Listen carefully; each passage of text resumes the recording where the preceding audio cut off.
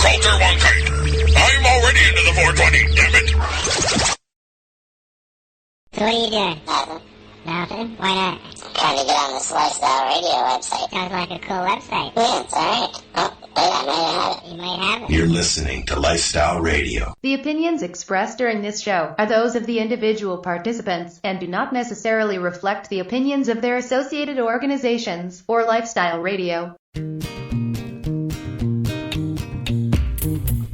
You like music, you like weed, well, we gonna be good friends indeed. This is how much I like more than smoking trees.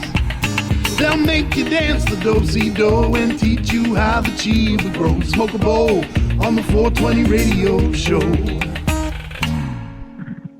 On Lifestyle Radio. You're supposed to sing, Paula. Yeah, other people there, the people there were supposed to sing. Everybody sings the song when we start the show, including Jack. I was singing in my head. We are live at lifestyleradio.net, and we have our pal who I absolutely adore this man. Jack Lloyd is here with us because he likes hanging out with us. I am here at Gunjanistas in Hamilton with Paula and her girls, and we're boiling hot here. It's like 35 degrees outside. Oh, my goodness. Yep. Marcel is here, as is Mary Jane. Hi, guys. Hi, Marcella. Hi, Mary Jane. Hey. And, of course, Jack is here with us. Hi, buddy. Hey. I'm chilling with Marcel at his house with all of his delicious treats. I'm just Yeah, teasing. there you go. Yeah, you wish. Marcel's going to strangle me now. You're lost, buddy. So, it is. I'm sorry. Since you mentioned that you're in Halifax, why don't you tell us the reason as much as you can? So we had a hearing. Part 3 of the Controlled Drugs and Substances Act is a part of the act that is almost never litigated. It's litigated in a limited set of circumstances, and that's when there's a chance that a substance that was seized from someone was destroyed possibly improperly, and often it'll be litigated on that. It's never been litigated when an individual who had a license to possess and produce plants had those plants destroyed. And so there was an argument today was jurisdiction. So very interesting issue. Great submissions by the Crown, and I think great submissions by our side as well, and a really good judge as well. So I'm hopeful that we're going to get a great ruling talking about, how police should be dealing with plants that are seized from licensed patients. So that was pretty much the scope of it. It's actually somewhat technical legal argument, so it's not really that much fun to. So it's like really about, but boring. But, I mean, Chris and Jess have been through the ringer the last couple of years. They really have. I mean, they've been mugged, they've been raided, and now they want to get their stuff back, right? Yes, an order for the return of these items. And so today was largely about whether or not a provincial court judge, so a provincial court judge is statutorily empowered. So that means they can only do things that the Criminal Code or the Controlled Drugs and Substances Act or whatever other piece of legislation, usually the Provincial Courts of Justice Act, empowers them to do. And otherwise, you have to go to a court that's called a court of inherent jurisdiction. So we were arguing that the trial judge, the original judge, had jurisdiction to hear this matter and to give us a ruling. And the government, or rather the Crown Attorney, was arguing the opposite thing, and that's called a forum non-convenience argument. So they were just saying this isn't the appropriate forum for this argument. This should be heard in the Supreme Court. Oh, really? And we had very lengthy arguments about that. it's heard very rarely, an argument of that nature in criminal law. So it was pretty It's unique. So I think I'm very hopeful we're going to get. I think it's going to be very informative. Yeah. Okay. I don't. Well, it's a provincial court ruling, so it can't. It can be horizontally precedential. Oh, okay. Or if it was upheld by an appeal court, it might be precedential. But in and of itself, it doesn't bind any other courts. It might be very persuasive, but it's not binding. Right. Yeah. Its value is that it may well be the only ruling on this issue, and so other courts will read it, and that's why it's important, because this issue is going to come up more and more. Have the courts been returning things that have been taken from rates? Like I know that NJ Weedman in the States is going through that right now. He got a jury nullification. Now he wants his shit back. After like 300 and some odd days. Yeah, it's the same as any other case dealing with Part 3 of the Controlled Drugs and Substances Act. They'll have a similar provision there. You need to have lawfully possessed whatever substance they seized. So if you can't show lawful possession, you're going to struggle to get a court to order it to be returned to you, because the second they return it to you, you're guilty of possessing something unlawfully, right? So, and that actually makes perfect sense. I can understand that, but they were legally within the rights to have that equipment. That is absolutely true. Yes. Right. So this is going to be an interesting one. Yes, you can. No, you can't. Oh, I'm.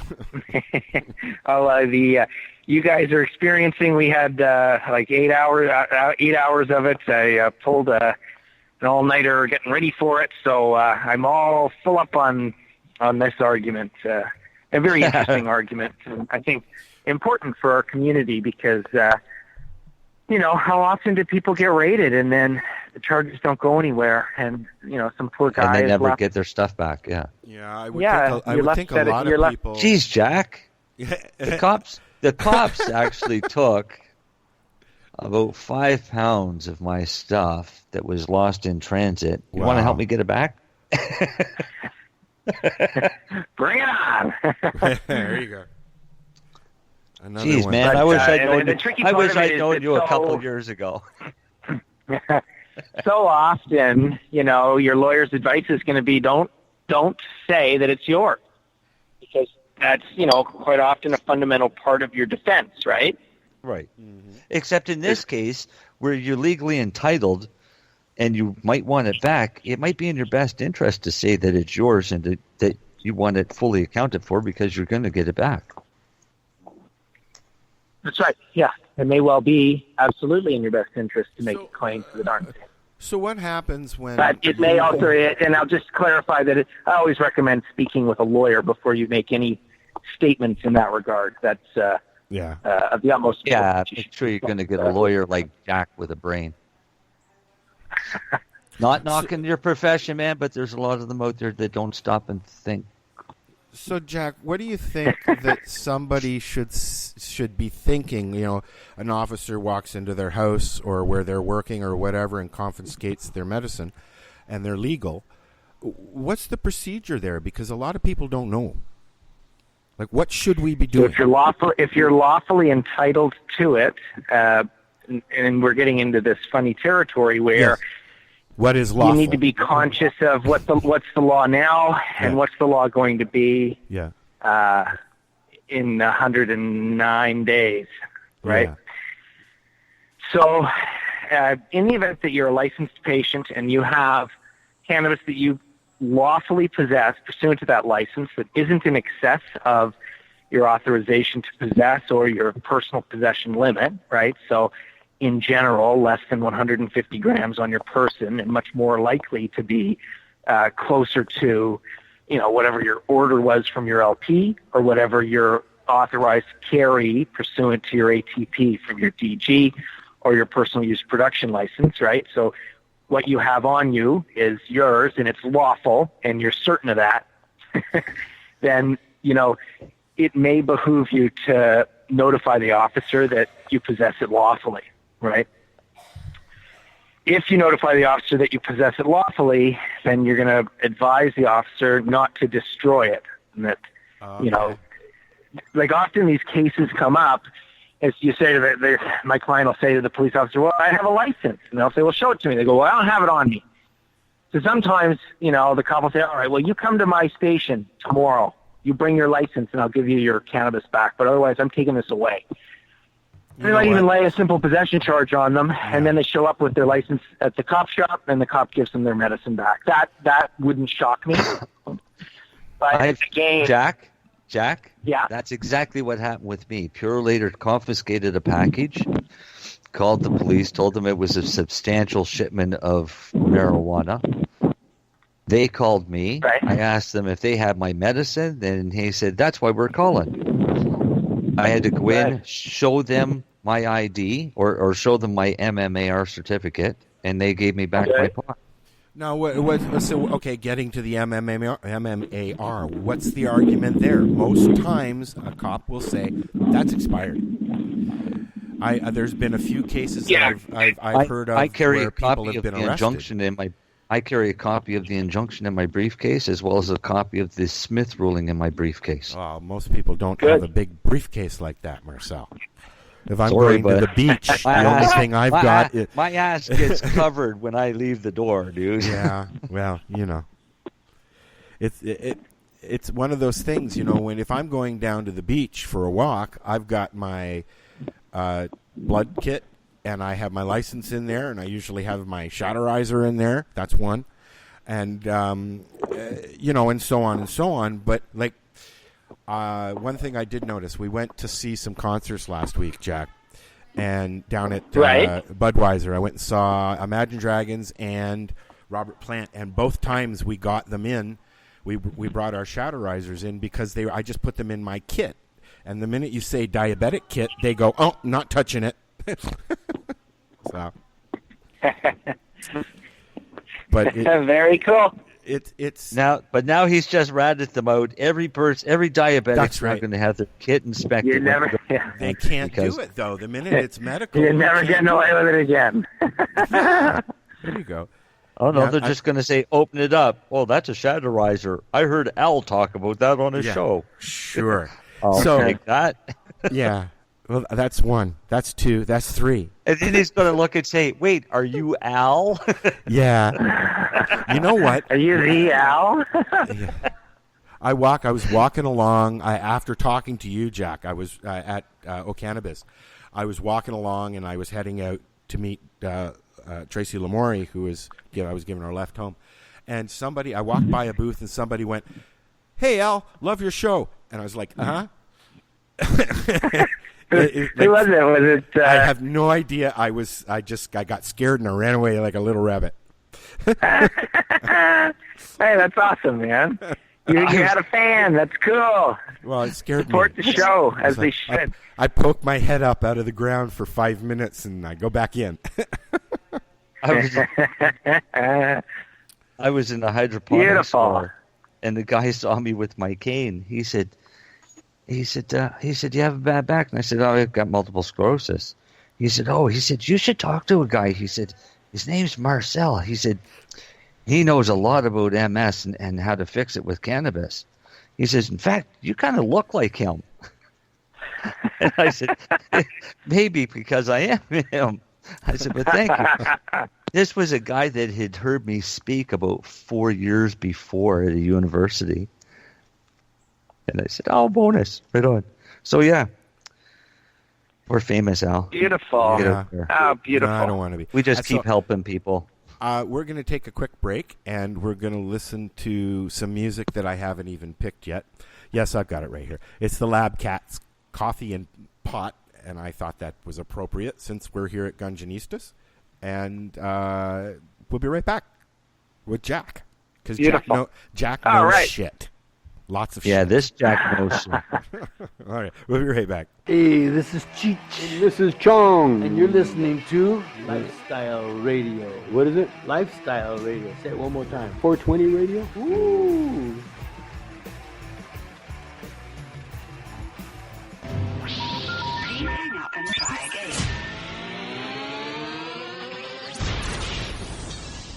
You're listening to Lifestyle Radio.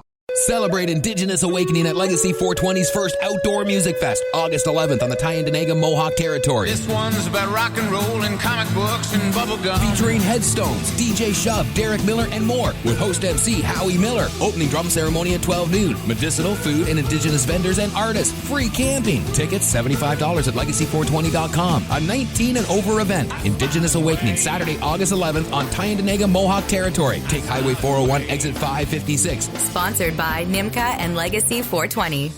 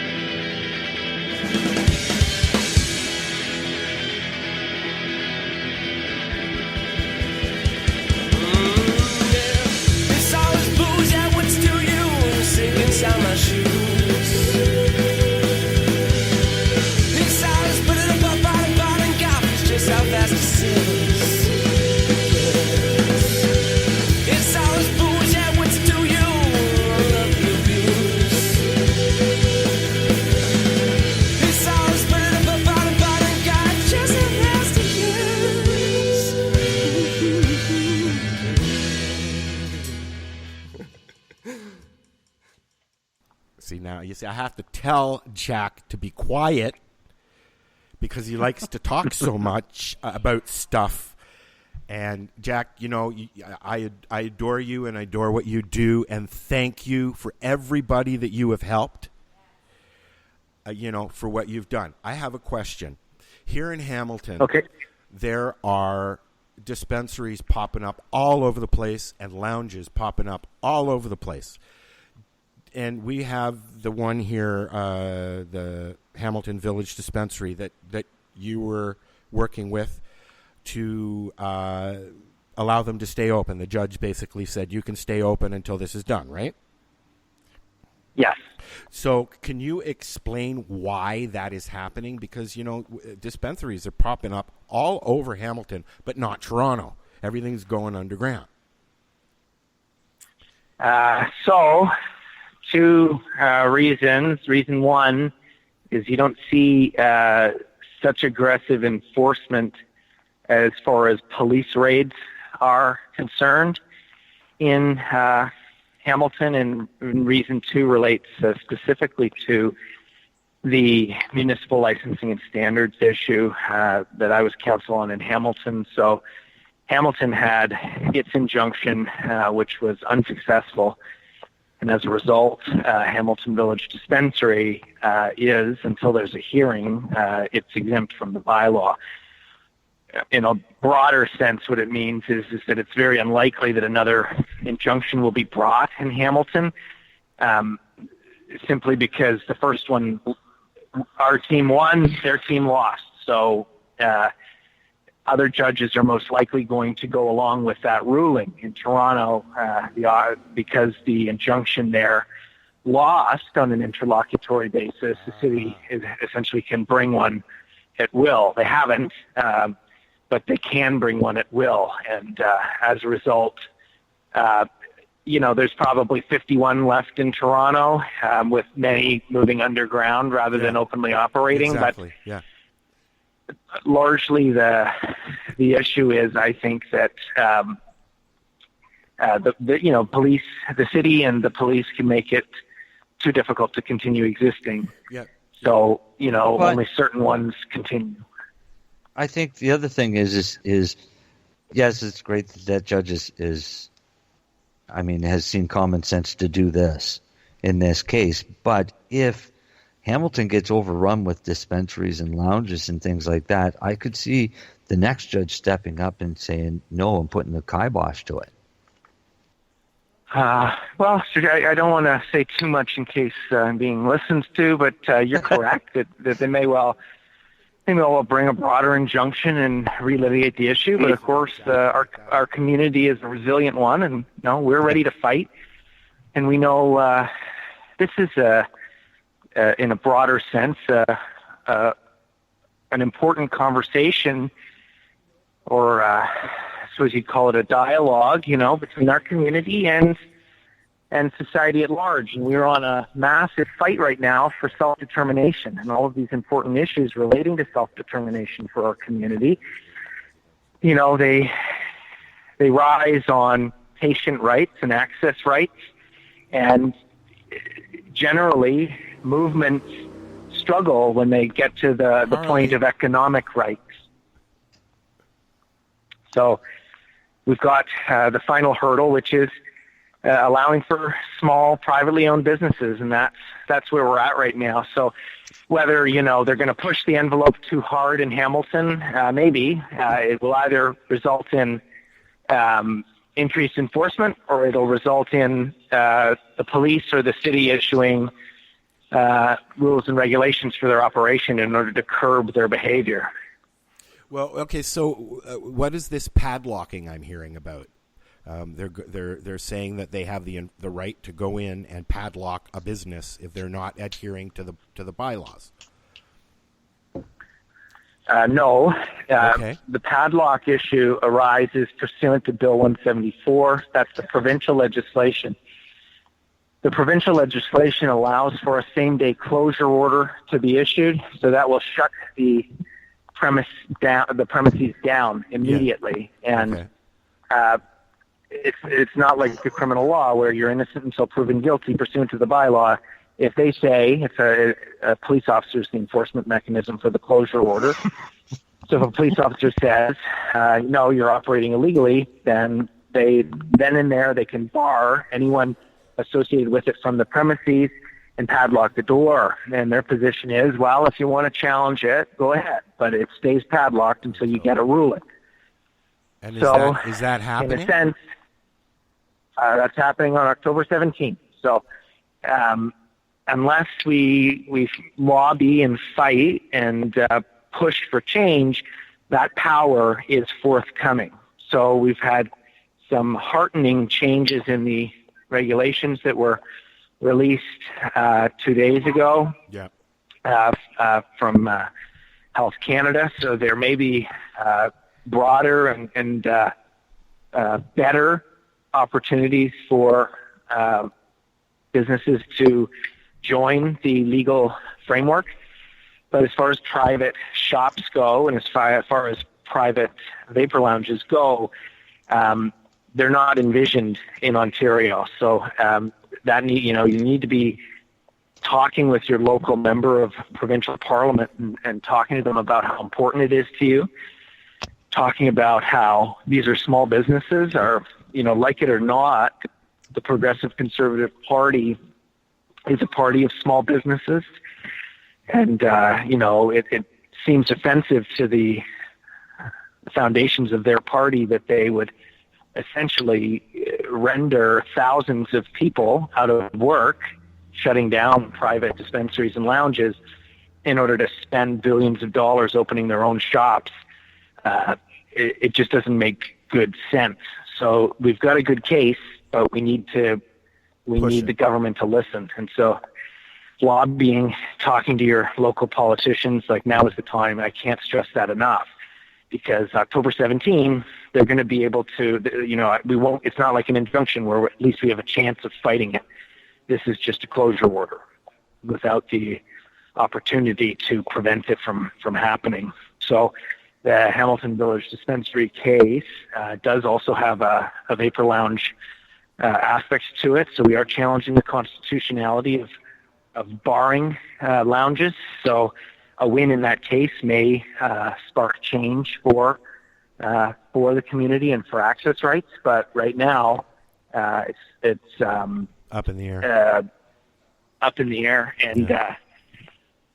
And not looking as good as we would want it to. So what are we supposed to do? Anything, go to the PC Party website. Yeah, and start bugging them. Ask to talk with the representative. Yeah. Well, so and then what start are we talking supposed about to do then, Jack? Because, as it stands right now, if I was a heroin addict, I could go to a safe injection site and get my medicine and go back about my day. But as it stands now, on October 17th, am I correct in saying that we will not be able to smoke on the street anymore unless you hold a medical something?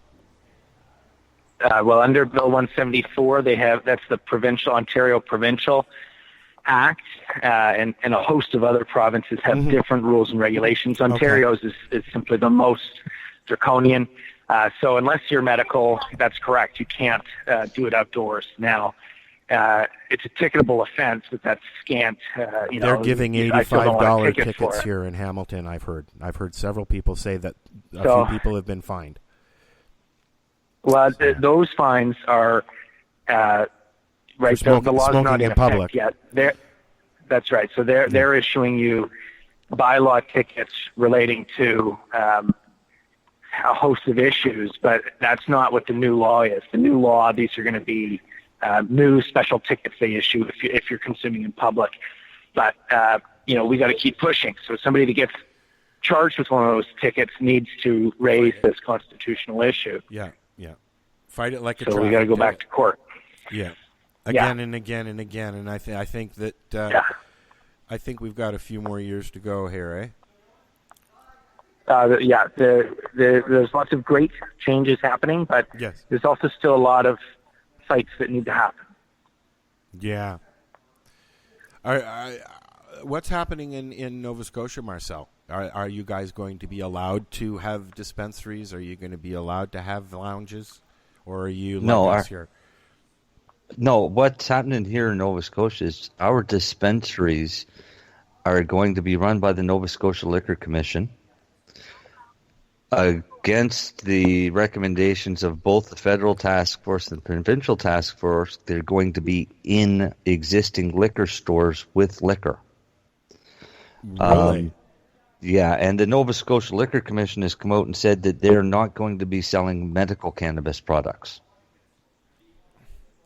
So the only alternative for the patients is the black market or licensed producers through the mail, which means that we're going to have a thriving black market, and our dispensaries are going to be open for a long time because the dispensaries in Nova Scotia have found it together, and they are where is it? Nova Scotia Association of Medical Cannabis Dispensaries, right? That's the one. Right. The dispensaries have banded that's together. a great movement. And they're going to band together, and I'm going to join them. Oh, good. Because wonderful. Now, I I'll just honestly believe that the patients need the access. Oh, yeah. It's a great fight and an important fight. I'll just note, for clarity, that same closure order power exists in the Nova Scotia legislation. So that same risk exists. Right. The medical argument is still going to be prevalent. So it's got to be, this fight, they're going to need to have this fight. So we got to have the fight. The main issue is medical, so we have to advocate for it. And I think the farm gate option is potentially the way forward. So you get licensed under the ACMPR and then seek to essentially be a small farm that provides direct to your patients. The one thing the other thing that I'll note is Halifax recently, I believe, had a ruling on the injunction issue and had a loss. So there is a successful injunction brought by the city of Hamilton against a shop. So that's never good. Yeah. So lawyers need to be alive to this and alive to how hard you need to fight on these cases. Yeah, exactly. But we're going to fight it here in Nova Scotia. I mean, we kind of have no choice. We can't get medical cannabis. Dude. Yeah. But again, it was never legalization. There's nothing legalized about this. No. This is worse than tobacco and alcohol ever was. I see how people feel that way. That makes sense. Although, for many people that aren't currently part of our community, it's a good thing. So a kid that's born, it turns 18 on the day on October 17th. I think that'd be a great story from a newspaper is like a 18 or 19-year-old who turns 19 on October 17th and has never interacted with the cannabis plant before in their life, goes to a shop and accesses and that. Is that even possible? Anything is possible. In all honesty, do you think you could find a 17-year-old about to turn 18-year-old that's never tried cannabis? We could try. But because I've never ever in my is, entire life, and I've been around for a long time, I've never met one. I've met lots that told me they were. Theoretically, I deal with reasonable hypothetical things quite frequently. So, maybe it's possible. And if it is, that's heartening in a sense because it's always been legal for them to purchase in small quantities, and that's a winner. I can't fault that. I can fault problems with the system, certainly, but I can't fault that. I'm not just, I'm in court every day dealing with people charged with this silly criminal offense, and if we can get rid of that one, that's 55,000 people a year that aren't going to be facing charges. That's a good thing. Wouldn't it be amazing if the judges just all decided enough is enough, this is getting stupid, and stopped? And as soon as a prosecutor brought a cannabis charge to court, they'd say, get out. There may be judicial fatigue on this issue. That's a possibility, and I certainly would welcome it. I think that's great if judges, perform their role with an activist mentality, but it's not a certainty. So we have to be alive and ready to defend our community as always, right? And we're going to continue to do that. I mean, the judges alone have to see the waste in tax dollars. Oh, yeah, that I'm sure. Prosecuting these stupid cases over something as innocuous as a friggin' plant. Yeah, the injustice is there still. So there's no doubt in my mind. And, judges have expressed to me the frustration at the continued criminalization. But, that's Parliament's mandate. So Parliament says that's that's the law is the law. The courts have to deal with it. So really, an unnatural amount of work has been placed on the judicial branch of our government as a result of this. So, we're just coming out of that fog. So it's certainly kept me busy for the last 2 and some odd. Okay, so here's a good question for you, Jack, in regards to all of this C45. Hey, before you ask that question, bud, where's Mary Jane? I'm right here. Hi, She's how listening. are you? We just wanted to because hear we your won't voice. let her talk. I'm good. I'm just listening. Al's going to make me forget my question because he's an ass like that. Go ahead. See, you made me forget my question. No, in regards to the bill and the criminal penalties that are now enacted in this, you as a lawyer, how do you feel about the fact that, somebody could go out and have sex with a 12-year-old and get 7 years in jail, but they get 14 for giving them a joint? Well, I think the comparison is it's both apt and not apt. Obviously, culpability and moral blameworthiness form part of the analysis at sentencing if anyone's found guilty of an offense. So the fact that there's a potential 14-year sentence doesn't mean that people are going to be getting that sentence. It's important for us to be alive to it. I agree with you. It's an injustice. It's not correct. Oh, it's just downright retarded is what it is.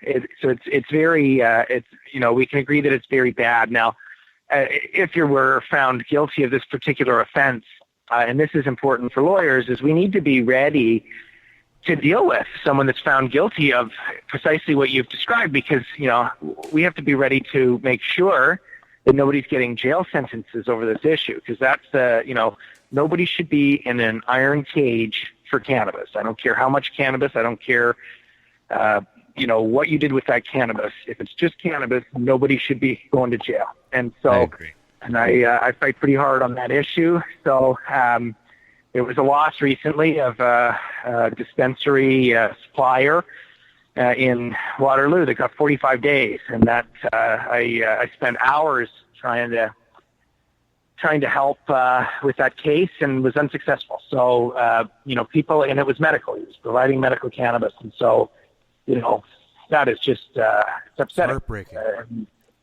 Very upsetting to me. So. Appeal it to a higher court. The higher court's got a little more brain. 45 days means you go in on weekends, and for some people, fine would be more onerous. Here's the thing, Jack. For people that have never gone to jail, serving weekends can a lot of times be a lot worse than serving straight time. Because serving weekends means that you have access to the outside world for that week, so you're expected to bring back a few goodies when you return, or else. Okay, so there's an argument. Although in my experience, usually on that, you're out, you go to jail and sign in, and then you get released to go do your work program or whatever on the weekend at the Salvation Army, etc. So I see your point, though, that and that's a broader point about prison and prison reform that needs to happen, but. Our focus right now is no jail for cannabis, right? And that's an important. That's the way it should be. To be dealing with. As it should be, yeah, yep. We're going to have to take another quick break, guys, and then we're going to come back and talk with some more with Jack. This is the maybe we'll Radio talk Show. about Bill C-46 next. Sure, that's where I was going. This is the 420 Radio Show. You can hear us at 420radio.ca or lifestyleradio.net. If you got any questions for Jack, tweet us. There's a little button on what is it called now? Messenger? Facebook Messenger is right on our website. You can message us, ask a question. Doesn't mean you'll get an answer. And we'll be right back. But we'll see it. Yeah, we'll see it. We'll be right back. Man, have you been to Cannadays yet? Cannadays, Campbellford's premier cannabis culture shop at 19 Bridge Street West. They've got bongs, oil rigs, grinders, and papers. Everything you need for consumption. They've got seeds, soil, nutrients, and dome trays too. Everything you need for cultivation. Get top quality seeds from top suppliers like Canuck, Crop King, and wholesaler Nexus. Cannadays. They've got all kinds of awesome cannabis novelties, clothing, and apparel. I know, right? It's a lot more than just a bong shop.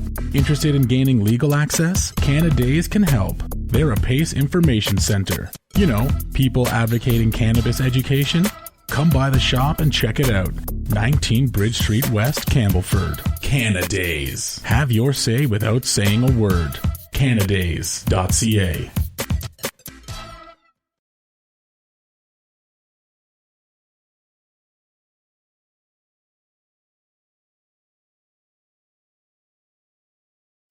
Are you looking for cannabis news, education, and people's opinions?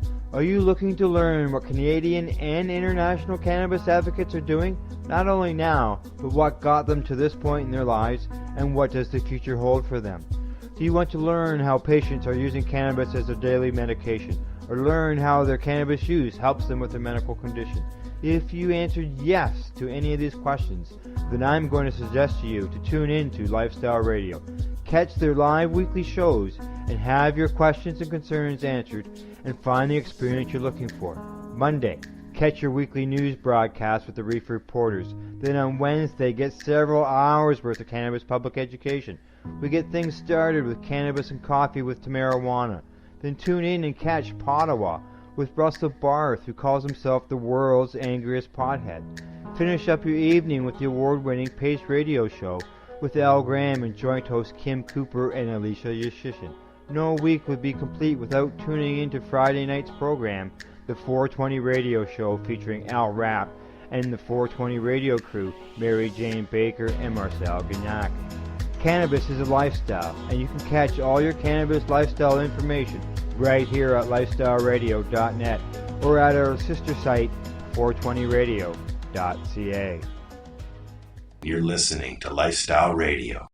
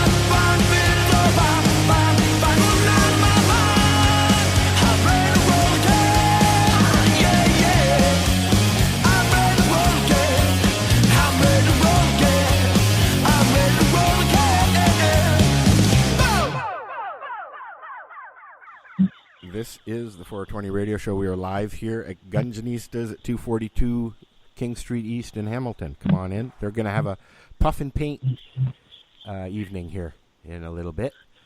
and we are chatting with our pal Jack Lloyd, and we wanted to switch from C45 to C46, and I have a scenario for you, Jack. I'm medicating at a lounge, and I walk out, and I get in my car, and I get pulled over a few blocks away. And the officer says, I just saw you coming out of the lounge. Have you been smoking cannabis? What do you do? Right. Well, your situation is different than a recreational cannabis user situation because you're a medical patient. So there's going to be a different test applied for a medical patient. But don't quote me on that because I haven't. This is a situation in which litigation needs to happen. So, in short, they're going to have a blanket ability to seek to charge you with some kind of a violation under C46. This may be, it differs across the country because impaired driving is prosecuted differently across the country. C46.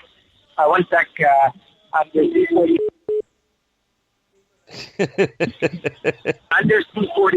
C46. under C46, thank you so much. Where's your tip? Oh, right here? So under C46, there's a broad, sorry guys, I stopped to grab something, but so under C46, they're going to take a mouth swab. They're going to find out how many nanograms of cannabis are in your saliva.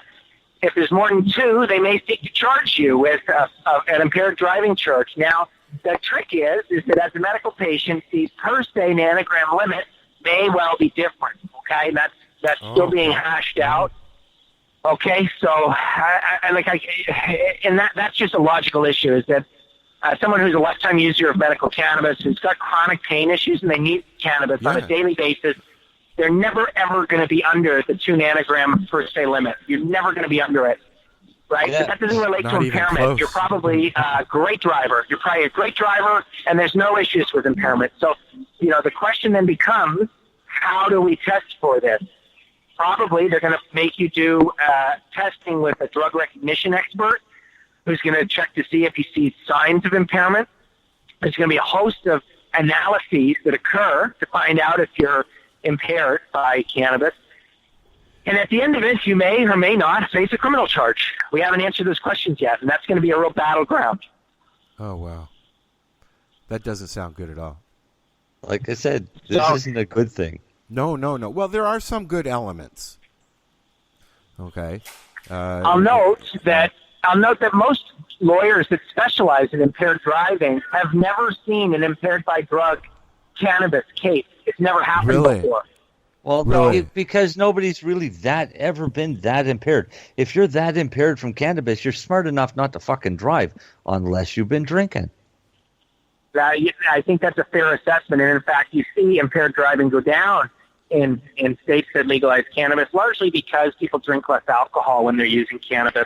But and when they're on cannabis, they're much safer drivers.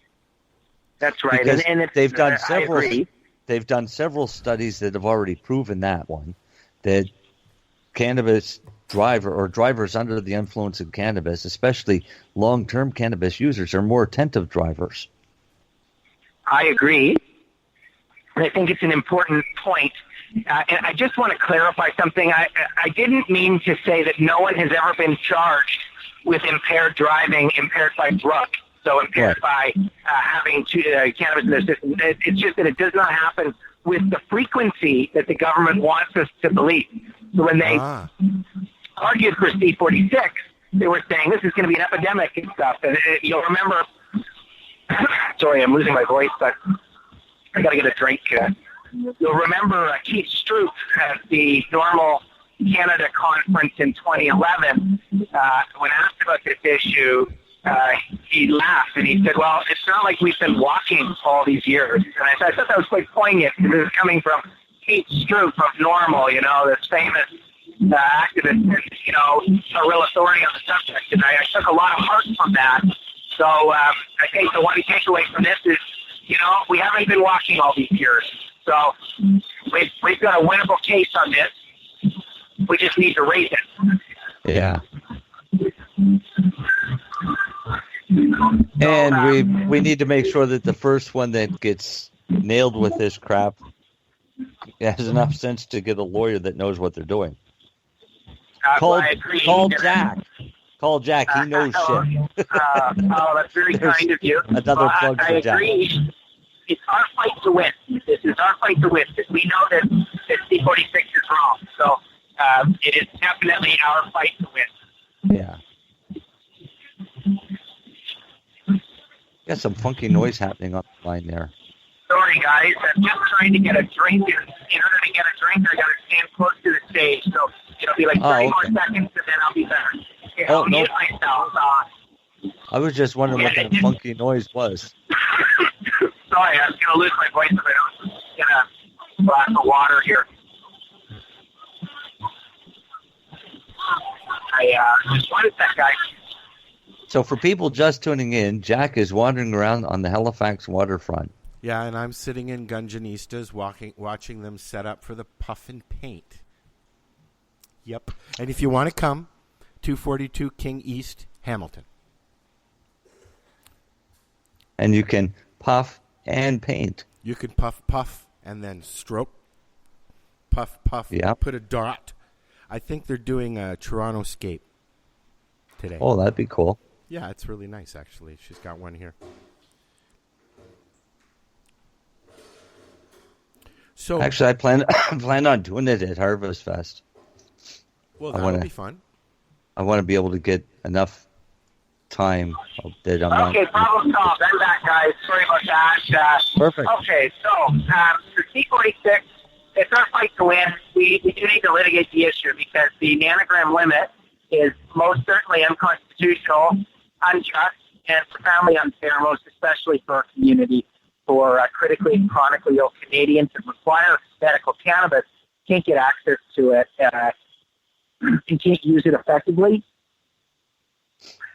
and drive. And so you would be essentially rendering them immobile through this act. One shining light through all of this is, first and foremost, Keith Stroop's heartening words. Keith Stroop's heartening words, circa 2010 or 2011.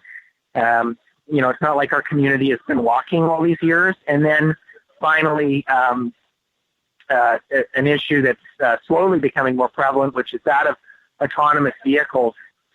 And I feel strongly that within the next 10 years, we are going to see a massive increase in the number of driverless cars. And these issues are slowly going to go by the wayside as robot overlords take over.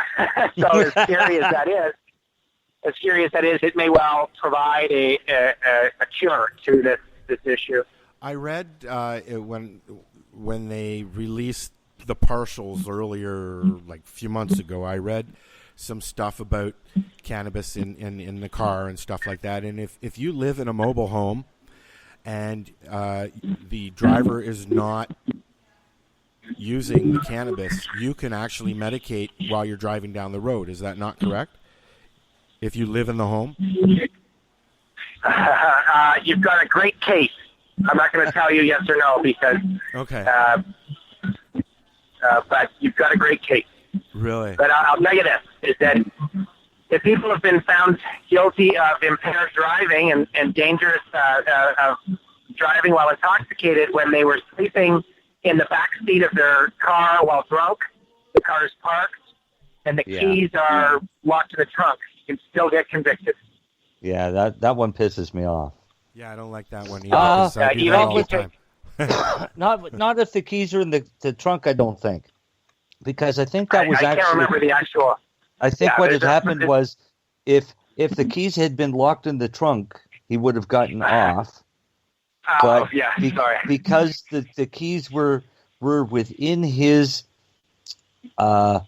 access, I guess, or immediate access, was more the reasoning of why they allowed the charge to go through. It was something really stupid, because I think if the guy's smart enough to sleep it off, let him fucking sleep it off. Well, I agree, and I think it'd be an important factor of sentencing, certainly, that this guy, at least tried to comply. But many people have been found guilty for a host of these offenses. I had a client, or I won't get into that, but individuals have been arrested when they are sleeping in their vehicle, and it's a difficult thing. So you can still be found guilty of that. C46's other main changes relate to alcohol as well as cannabis, and those allow for a broader discretion for police to administer roadside screening tests, so they can check you with way less ground. So they can be stopping everybody and testing them. And part of the problem is that's going to cause a rise in arrests of generally young male persons of color. That's that's a concern. The other issue is that essentially they're introducing a new doctrine in which if you drove home, parked the car, and got out of the car and went inside your house, it used to be that the cop would have a hard time getting access to you in order to test you for impairment. They've changed that now, so they're going to get you. So a host of defenses that used to be available are no longer going to be available. So. Wow. Yeah. So they're cracking down on the cannabis community, but they are really, really cracking down on anyone that drinks alcohol and drives. I don't drink at all, so that shouldn't be an issue. The thing that bothers me is the way that C45 was worded was that they could pull you over if they had probable cause to think and demand a saliva test if they had probable cause. But they need zero probable cause for alcohol. Yeah. So if they pull you over and say, okay, we're going to get you to blow the breathalyzer, I still think you're impaired. Now I want you to blow that, or I want you to lick this stick. Let me ask you a question. Is smell enough? Is the smell of cannabis enough to have you detained now? Well, it depends on the provincial legislation. The smell, the cops are going to make a distinction between burnt and unburnt, fresh and wet cannabis. So there's all these smells that officers claim to be able to identify. It may provide grounds for them to conduct an inquiry into the situation. I'm not sure because the law's going to change. So I guess we'll find out. Won't we? Yeah, we will find out. I can say that, it might not help things, certainly, but most cops are going to look for signs of impairment and make a determination. To administer the saliva test, you have to stick the tester, it's a single-use tester, you have to stick it in your mouth for 7 minutes in order to get a ruling. What? So 7 minutes? So that's so it's going to sit there in your mouth for 7 minutes in order to get a reading. That's ridiculous. I suspect cops are going to get bored of that really quick, so they might not even administer it, although I can't say for certain. The other issue that's important to note is that we live in a very cold country, and at times, the temperature is very cold. The testers for these saliva THC testers can give false positives in cold weather, so that's a concern. Really? So we're going to have an interesting winter is what you're saying.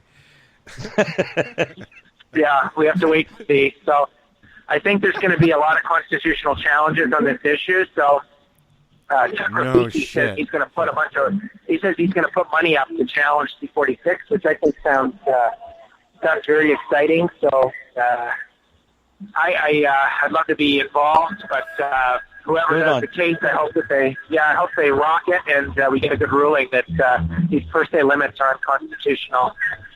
So cops need to find out if you're actually impaired, not if there's a THC percentage. Hillary Black, in conjunction with Mothers Against Drunk Driving, did a host of studies. Their position is that if you consume cannabis, you should wait 4 hours. That's their position. And they frame it, they say, well, if you're going to drive after using cannabis, wait 4 hours. And in the intervening 4 hours, do something fun. Read a book, watch TV, like for be with your friends. Don't drive. So that's their position. I'm not sure if, someone that's been smoking cannabis their entire life, 4 hours to me seems quite long. That's going to kick the crap out of Sunday road trips. Yeah. Because seriously, I mean, nothing better than going for a drive on Sunday and having a puff or two. And and join the sites. Exactly. Because you're a safer driver on the road. You know, and I've never been a Rafiki fan, but I'm going to say that good on him if he sticks to his word and fights that, because I like that idea. Well, I hope that he does. I think that'd be really commendable to strike down that senseless legislation that's really kind of harming our community. And our community knows our truth about, you know, cannabis use and impaired driving. But, you know, we have to be diligent and show the rest of Canada our truth on that issue. So, you know, it's our fight to win. It's our fight to win at this point. Are there any provinces that are really not going to have any issues at all? Do we know? No. They'll all have issues because they can all make money. Yeah, fair enough. Well, I'll tell you this. I think that smaller provinces, New Brunswick, PEI, Nova Scotia, Newfoundland, I think their system is going to roll out very smoothly. And all they need to do is make an amendment that allows for the government-owned shops and for private shops. For Newfoundland, they already did it. Newfoundland just needs to offer more licenses, get more shops operating, and it could be a real tourist boom. So, you know, the Rock could end up being the Stone. But so,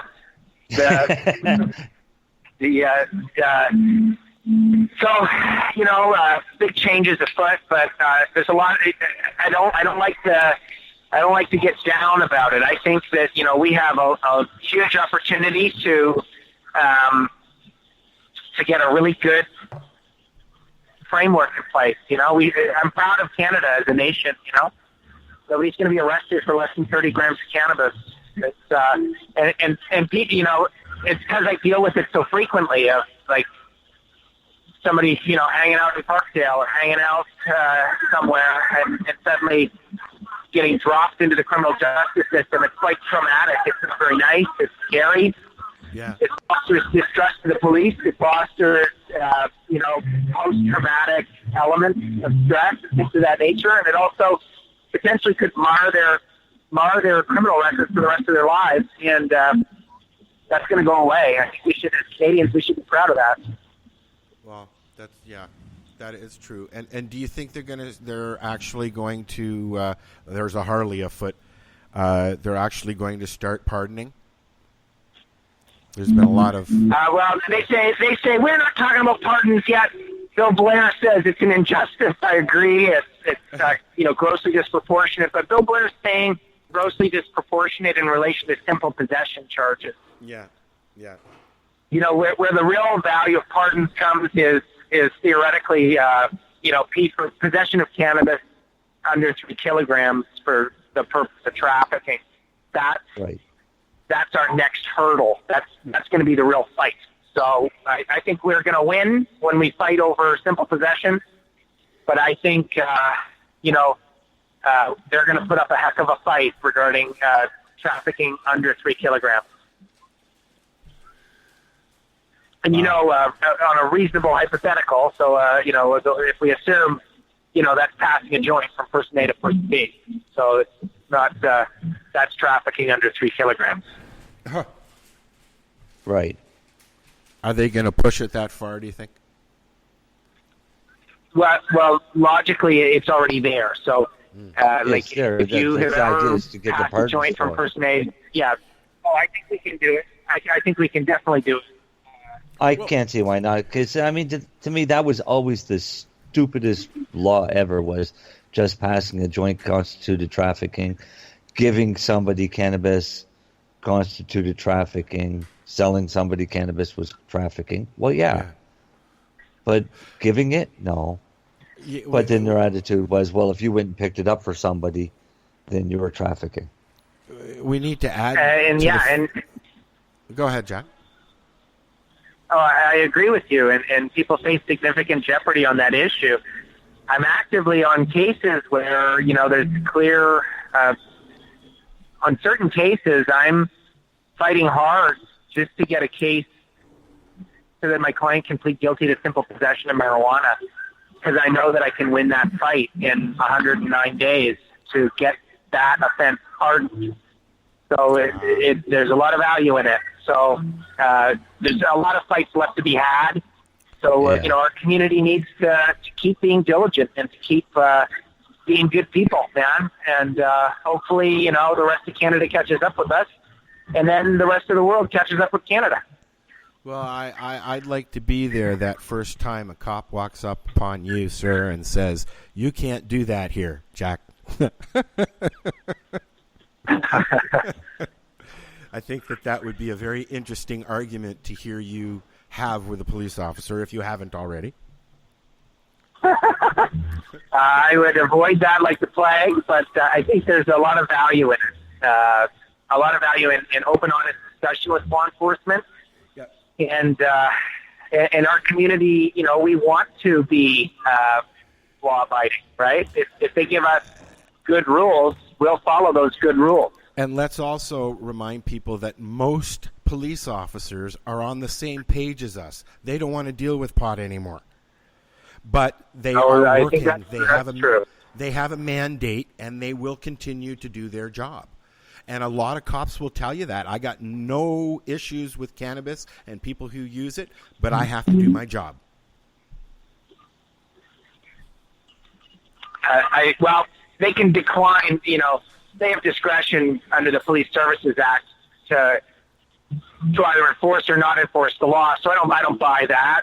They are just doing their job, but they can make a discretionary decision not to charge someone, and they do it all the time. So yeah. When I hear that, I kind of go like, that's fine. Like, but don't deny the fact that you can make a decision right now that changes a person's life very seriously. And in fact, all members of the executive branch of government, so that's cops, border agents, etc., ought to be conscious of these issues and making careful decisions about who they lay charges against, and members of the judicial branch of government. So that's justice system participants, judges, and prosecutors alike also have to think very carefully about these issues, about how we deal with individuals that have been they're about to be prosecuted by the full power of the state, whether that's in anybody's best interest. Certainly, my position is that it is not. But, if they decide that they've got to come after our community, then we have to defend ourselves, certainly, and we're going to go to court for that. Yeah. As we should. Well, that's how we've gotten everything we've gotten so far. I mean, as failed as the medical programs have been, they've still been medical programs as a result of court action. Yeah. We had to drag the government kicking and screaming to where we are now. So we're very, very soon going to be at a good place, I think. But there's more. The only reason we got to this place is because the government kept losing against us as patients. So they decided to try something different to screw us. It's funny. It's funny how a lot of what's happening now is because of patients, but a lot of what's going to be happening in the future is not. Well, patients are being thrown under the bus, plain and simple. I don't know. I don't know. They still won't have dignified access. They're going to be faced with forced to pay taxes on the cannabis they do purchase. I agree with that. That's an injustice. That's unfair. I agree. And I mean, that's why the black market is going to thrive and do well, especially in the medical community, because the medical communities had to resort to that black market for all these years. Yeah, we're already there. I agree. Definitely agree. Been there, done that. We already have the system. We know how it works. We know how to make it work. And we can help more patients. Yeah, fair enough. So, I think that we're going to cut things short, because I know Jack wants to go and enjoy some ribs and probably a cold beer and a doobie. Sounds heavenly. Is there any more Harleys? Please give yourself a shout out if somebody's in trouble and they need your help. How can they get a hold of you? So I'm Jack Lloyd. I'm a barrister and solicitor. I practice across Canada, but I'm based in Toronto, Ontario, Canada. I'm currently in Halifax, just dealing with a really interesting and important case. And I'll be in Ottawa on July 3rd, dealing with another interesting and important case. But if you're charged with a cannabis offense and you need counsel, you can contact me through. Well, I guess you can email me or call me. Sorry, I'm just distracted by the rib fest. So my number is 647-235-3972. So 647-235-3972. You can find me on Twitter, Jack Lloyd Lawyer. So at JackLloyd and my email is JackLloydman@gmail.com. So JackLloydman@gmail.com. Jack, we love you around here, buddy. Jack, you guys, it's always an absolute pleasure to hang out with you guys. Oh, thanks. And don't hang up. Just stay on the line for a minute after we get the show over here. Yeah. Okay, sounds good. So, I again, thank you, Jack. We're going to leave with Los Mosquitos Justice. This is the 420 Radio Show. We are live every Friday, 7 p.m. Eastern Time on Lifestyle Radio and 420radio.ca. So, Jack, once again, thank you very much. And thank you. I hope we come in next time we talk. I hope it's here, buddy. Oh, I love it. I love it. Awesome. Mary Jane. Yipper. Hi. We hardly ever talk. We never let her talk. It's hard to get a word in with you boys. You have to jump in, darling. Sorry, Mary Jane. We had Jack. Oh, we no, have that's questions. fine. I always love listening to Jack. He's very helpful. Oh, thank you. Sorry, I talked too much. I just want to give a shout-out again to Gunjanista and thank Marcel and Mary Jane for being here and putting up with all of this moving around stuff I've had to do over the last few months. And Jack, thank you, guys. You go have fun, buddy, and we'll talk to everybody next week. Night, guys. All right. Cheers, guys. Celebrate Indigenous Awakening at Legacy 420's first outdoor music fest, August 11th on the Tyendinaga Mohawk Territory. Featuring Headstones, DJ Shub, Murray Porter, and more, with host MC Howie Miller. Opening drum ceremony at 12 noon. Medicinal, food, and Indigenous vendors and artists. Free camping. Tickets $75 at legacy420.com. A 19 and over event. Indigenous Awakening, Saturday, August 11th on Tyendinaga Mohawk Territory. Take Highway 401, exit 556. Sponsored by NIMCA and Legacy 420. So what are you doing? Nothing? Why not? Trying to get on this Lifestyle Radio website. Sounds like a cool website. Yeah, it's alright. Oh, wait, I might have it. You might have it. You're listening to Lifestyle Radio.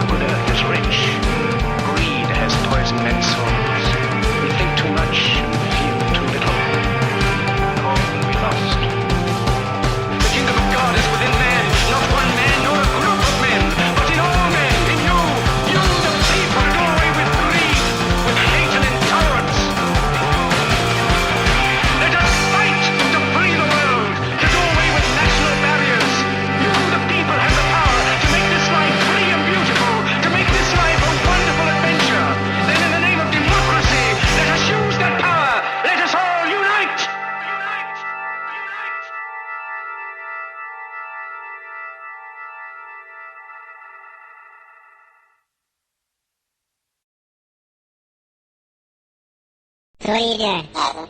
Nothing? Why not?